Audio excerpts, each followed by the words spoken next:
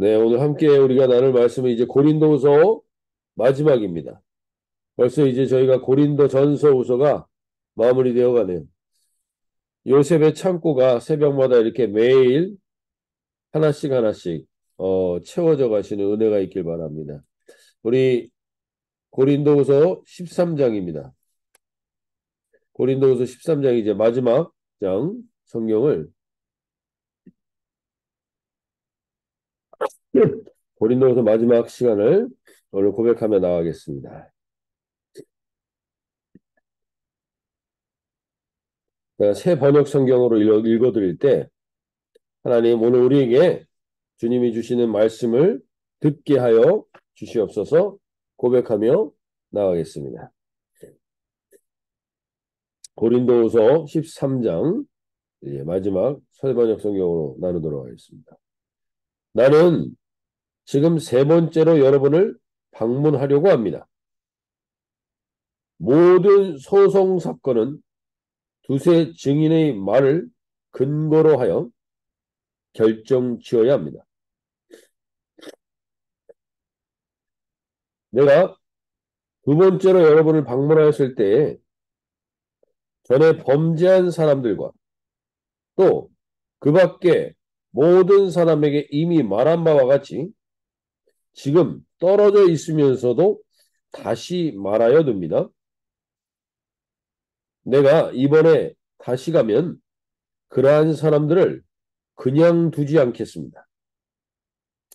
여러분은 그리스도께서 내 안에서 말씀하고 계시다는 증거를 구하고 있으니 말입니다.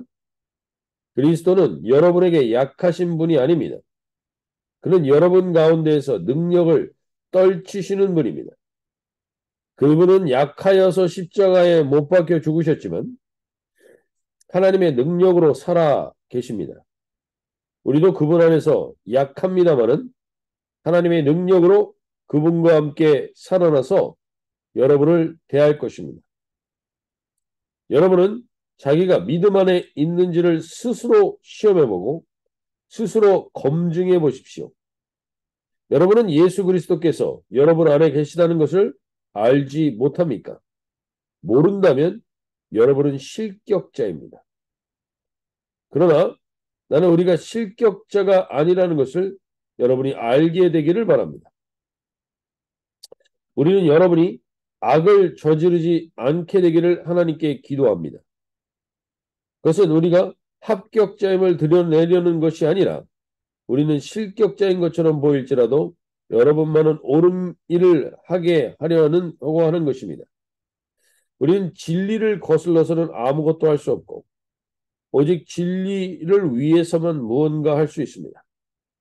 우리는 약하더라도 여러분이 강하면 그것으로 우리는 기뻐합니다. 우리는 여러분이 완전하게 되기를 기도합니다. 내가 떠나 있는 동안에 이렇게 편지를 하는 것은 내가 가서 주님께서 주신 권한을 가지고 사건들을 처리할 때 너무 엄하게 대할 필요가 없게 하려는 것입니다.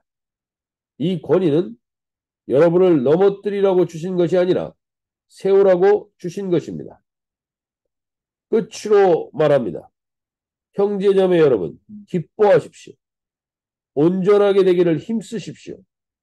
서로 격려하십시오. 같은 마음을 품으십시오. 화평하게 지내십시오. 그리하면 사랑과 평화의 하나님께서 여러분과 함께 하실 것입니다. 거룩한 입맞춤으로 서로 인사하십시오. 모든 성도가 여러분에게 문안합니다.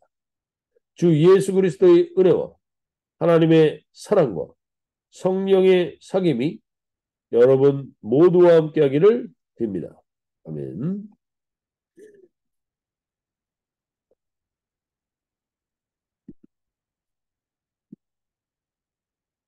네. 오늘 우리가 이제 고린도후서를 마무리하게 됩니다.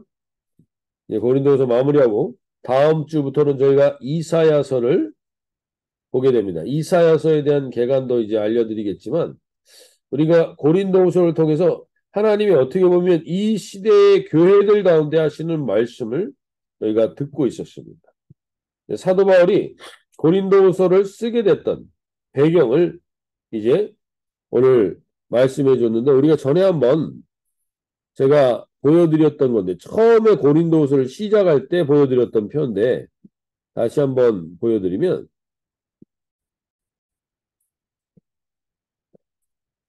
잘 보이시는지 모르겠습니다.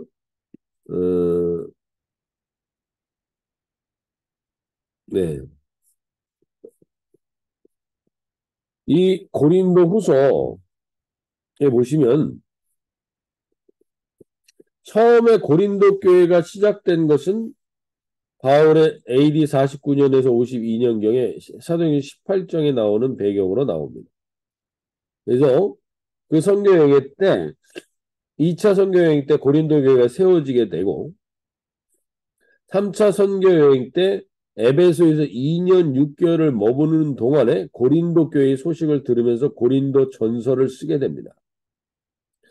근데 고린도 전서를 쓰면서 이제 방문 계획들이 있었는데, 고린도를 방문할 계획이 있었는데, 그 전에 디모데를 먼저 파송하게 됩니다. AD 55년에.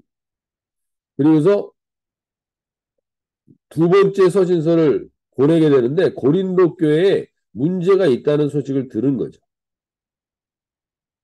근데 고린도 전서를 보냈는데 그 결과가 디모데로부터 들려오는데, 부정적인 보고가 듣게 되고 거짓 사도들이 득세해서 이 사람들로 인해서 사람들이 너무나 지금 마음이 나눠져 있고, 사도 바울에 대한 오해도 많고 사도 바울이 사도가 아니라는 이야기들이 극심해지고 있다는 이야기를 합니다. 그리고 나서 바울이 안 되겠다고 싶어서 바울이 직접 방문하게 됩니다. 근데 방문했지만 바울이 방문해도 이들이 거짓 사도들에게 너무 사로잡혀 있어서 바울을 오히려 대적하는 일들이 있게 됩니다. 그래서 이것을 눈물의 방문, 근심의 방문이라고 표현합니다.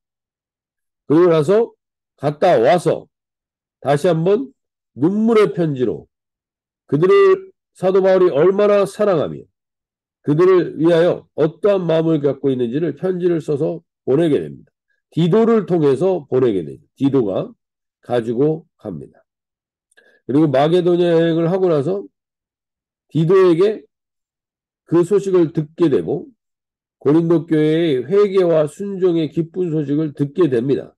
그리고 나서 이제 고린도후서를 쓰게 되는 거죠.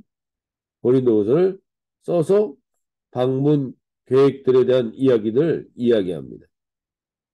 그리고 이제 3차 고린도 방문을 하게 됩니다. 그 방문을 하기 전에 상황이 바로 오늘 고린도 후서 13장의 내용인 겁니다. 그래서 최종 방문을 하게 되는 이 AD 57년 이전에 이 고린도서 13장을 이야기하고, 그 다음에 고린도에 이 방문해서 사도 바울은 로마서를 거기서 집필합니다. 고린도에서. 즉 이들에게 복음의 진수를 전해야 되겠다고 생각하면서 복음을 전했던 내용을 로마서에 정리한 거겠죠. 그래서 로마에 보내게 됩니다. 이게 이제 사도 바울과 고린도 교회의 관계의 내용들입니다.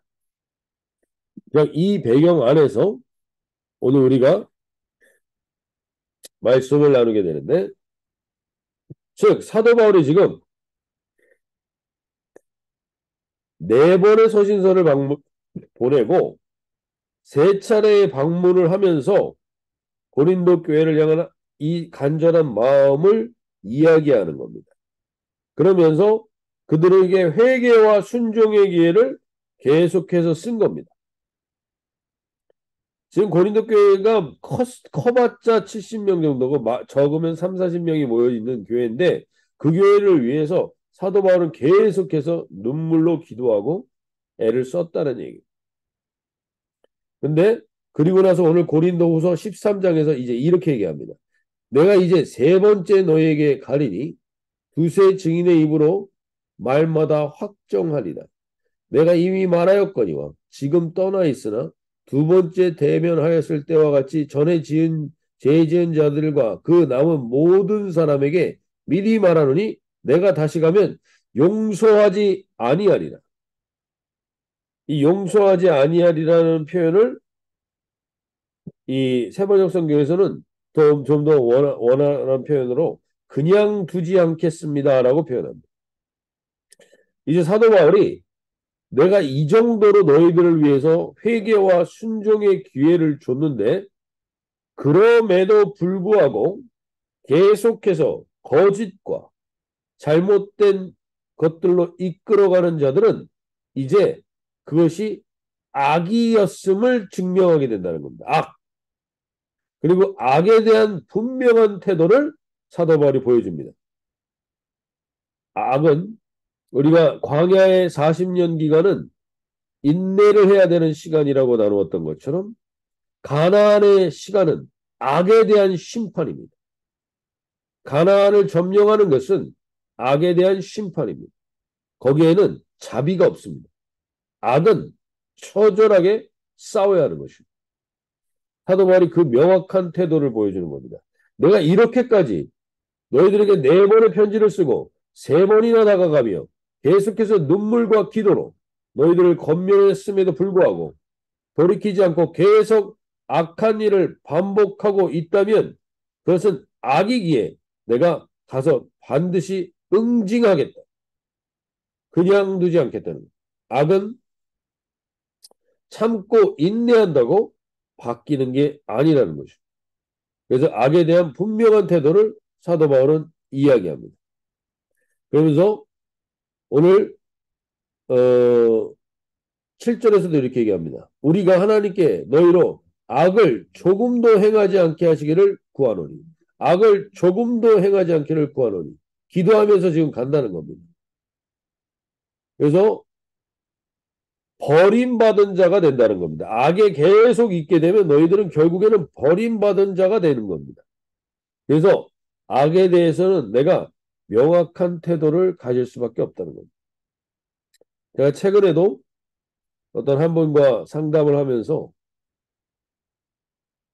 그분도 아내와의 관계에서 이렇게 하면 괜찮아질 것 같고 이렇게 참으면 괜찮을 줄 알았다는 거죠. 신혼여행 때부터 시작됐던 그 잘못된 부분이 계속 참고 인내하고 기다리고 했는데도 바뀌질 않고 점점 더 그 악한 언행이 잘못된 표현들이 계속되는 모습을 보면서 지금 이제 70을 바라보면서 내가 이혼을 해야 되는가 이런 고민을 하시는 분을 보게 됐습니다. 우리가 뭐라고 단정지어서 말할 수는 없지만 이 악이라는 것은 참고 인내한다고 절대로 바뀌지 않습니다. 그것은 명확한 겁니다. 오늘 사도 바울도 처음에 참았습니다. 인내했습니다. 회개했습니다. 회개와 순종의 기회를 계속해서 줬습니다.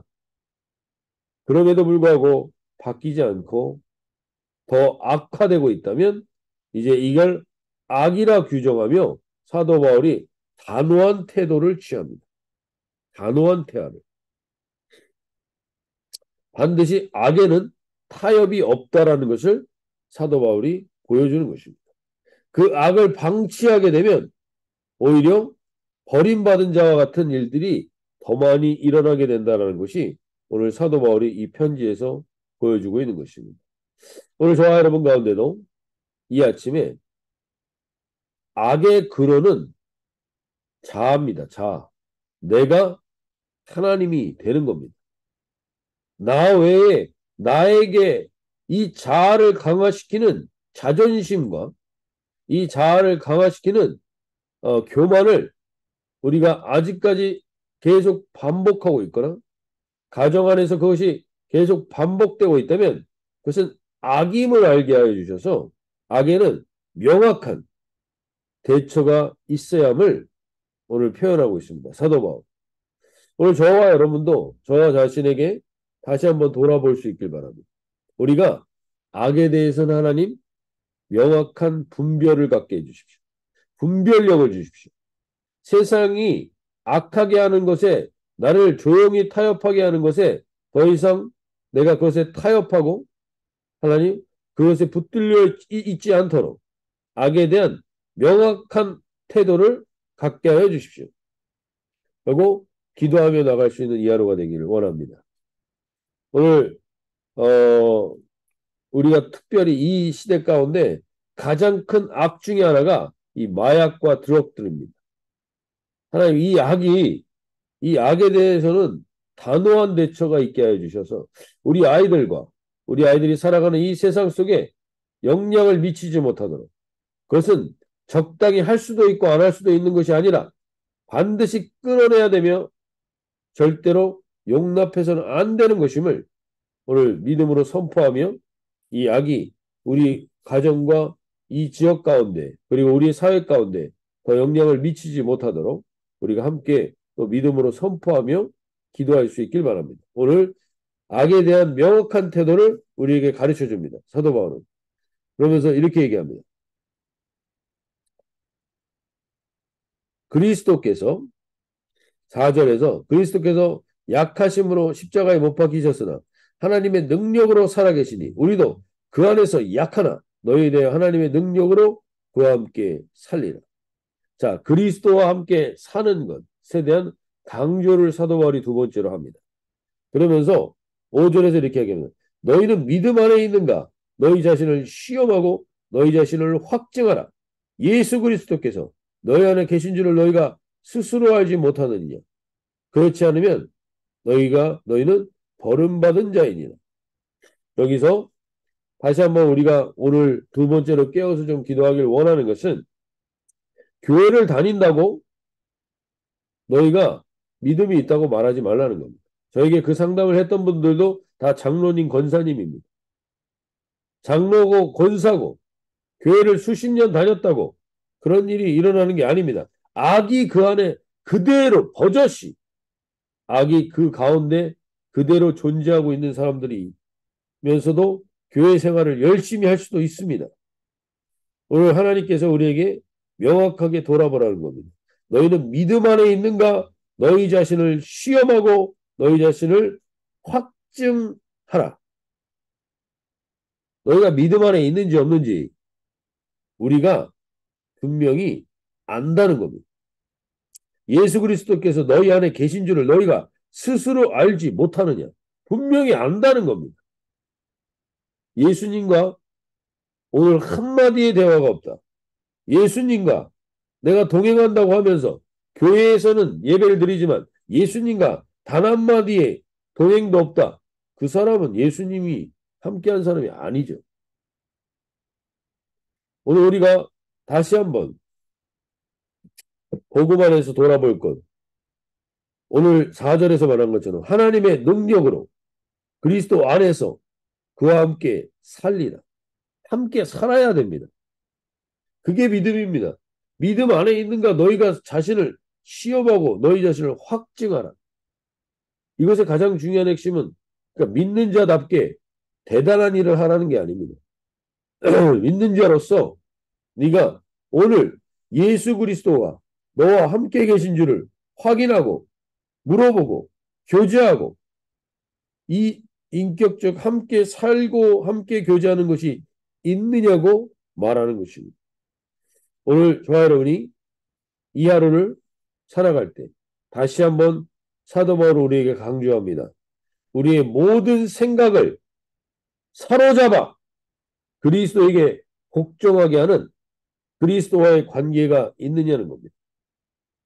내 생각대로 오늘 그냥 살아가지 말고 내 생각의 주인인 주님과 온전히 동행하며 살아갈 수 있게 해달라고 기도하며 나가기 원합니다. 예레미야 2장 13절에 악에 대해서 분명히 이야기합니다. 내 백성이 두 가지 악을 행하였나니 곧 그들이 생수에 근원되는 나를 버린 것과 스스로 웅덩이를 판 것인데 그것은 그 물을 가두지 못할 터진 웅덩이들이니라. 악의 핵심은 내가 하나님을, 생수의 근원 되신 하나님을 버리고 내가 하나님이 되는 것입니다. 그리고 내 스스로 웅덩이를 파는 겁니다. 그래봤자 그 웅덩이는 터진 웅덩이인데 그 웅덩이에 물을 가두겠다고 내 인생의 시간들을 거기다 다 투자하고 있는 겁니다. 주님을 버린 채, 주님과의 교제가 하나도 없는 채, 그리스도와 함께 살고 그리스도와 함께 교제하는 것들이 없이 살아가는 모든 것은 악이 될 수 있습니다, 여러분. 악. 오늘 하나님, 저와 여러분이 악의 통로가 아니라 주님의 생명의 통로요, 복의 통로가 되게 하여 주십시오.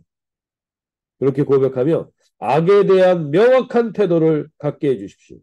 그리고 내가 오늘 하나님과 모든 생각을 사로잡아 내가 주인이 되지 않고 생수의 근원인 주님을 버리는 어리석은 행동을 하지 않고 오늘 스스로 웅덩이를 파지 않게 해 주십시오.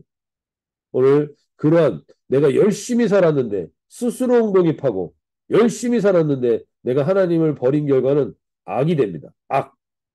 오늘 하나님께서 내가 악한 자리에 서지 않게 해달라고 고백하며 나가길 바랍니다. 마지막 11절에서 이렇게 얘기합니다. 마지막으로 말하노니 형제들아 기뻐하라. 온전하게 되며 위로를 받으며 마음을 같이하며 평안할지어다. 또 사랑과 평강의 하나님이 너희와 함께 계시리라. 가장 핵심이 이겁니다. 우리 주님이 함께 계신 사람은 오늘 이런 삶을 살게 되는 겁니다. 악이 아니라 진정한 우리는 기쁨의 통로요, 위로의 통로요, 평안의 통로요, 평강의 하나님의 사랑과 평강의 하나님을 드러내는 존재로 오늘 우리를 만나는 사람들마다 거룩하게 입맞춤을 하는 통로가 되며 살기를 바랍니다. 마지막 13절은 우리가 목회자들이 하는 축도죠. 축도. 주 예수 그리스도의 은혜와 하나님의 사랑과 성령의 교통하심이 너희 무리와 함께 있을지어다. 사도 바울이 선포하며 나갈 때 우리도 마찬가지입니다. 오늘 하나님 우리가 축복의 통로가 되어서 살게 하여 주십시오. 이게 하나님께서 진정한 우리를 이 땅에 오늘 이 하루를 두신 가장 중요한 이유입니다. 하나님 그러한 축복의 통로가 되어서 살 수 있게 도와달라고 기도하며 나가기 원합니다.